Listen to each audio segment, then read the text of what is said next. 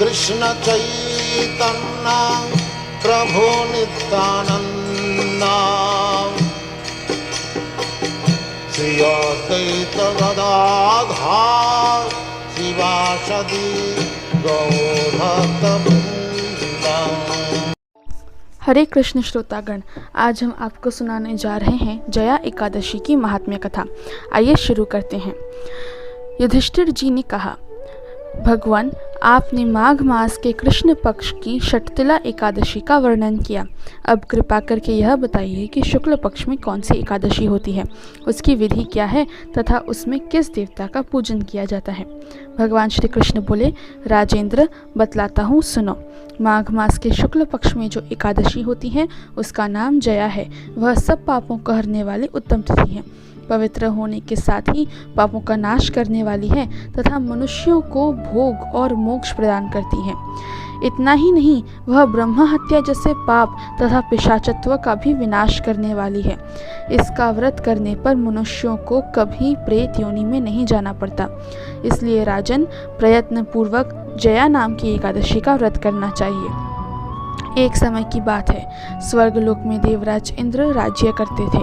देवगण पारिजात वृक्षों से भरे हुए नंदन वन में अप्सराओं के साथ विहार कर रहे थे।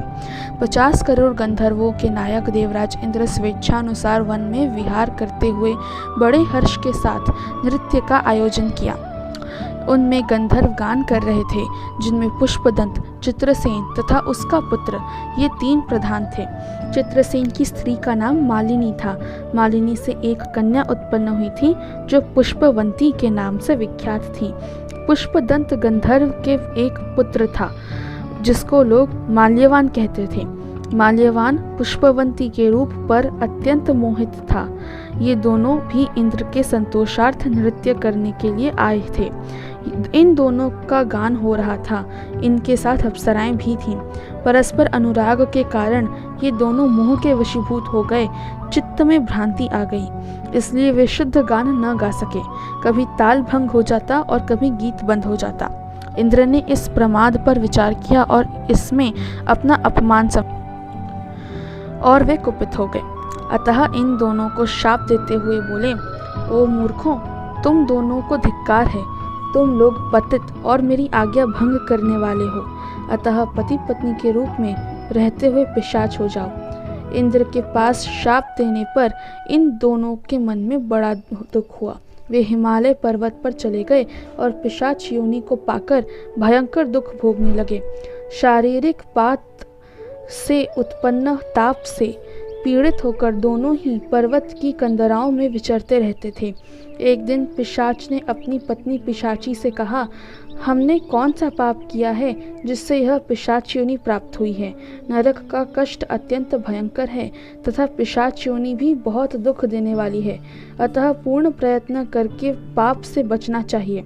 इस प्रकार चिंतामग्न होकर वे दोनों दुख के कारण सूखते जा रहे थे। दैव योग से उन्हें माघ मास की एकादशी तिथि प्राप्त हो गई। जया नाम से विख्यात तिथि, जो सब तिथियों में उत्तम है, आई।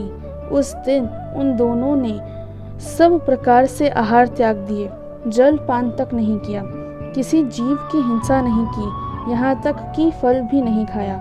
निरंतर दुख से युक्त होकर वे एक पीपल के समीप बैठ रहे। सूर्यास्त हो गया। उनके प्राण लेने वाली भयंकर रात उपस्थित हुई। उन्हें नींद नहीं आई। वे रात और कोई सुख भी नहीं पा सके। सूर्योदय हुआ। द्वादशी का दिन आया। उन पिशाचों के द्वारा जया के उत्तम व्रत का पालन हो गया। उन्होंने रात में जागरण भी किया था।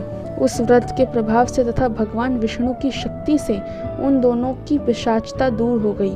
पुष्पवंती और माल्यवान अपने पूर्व रूप में आ गए। उनके हृदय में वही पुराना स्नेह उमड़ रहा था। उनके शरीर पर पहले ही जैसे अलंकार शोभा पा रहे थे। वे दोनों मनोहर रूप धारण करके विमान पर बैठे और स्वर्ग लोक में चले गए।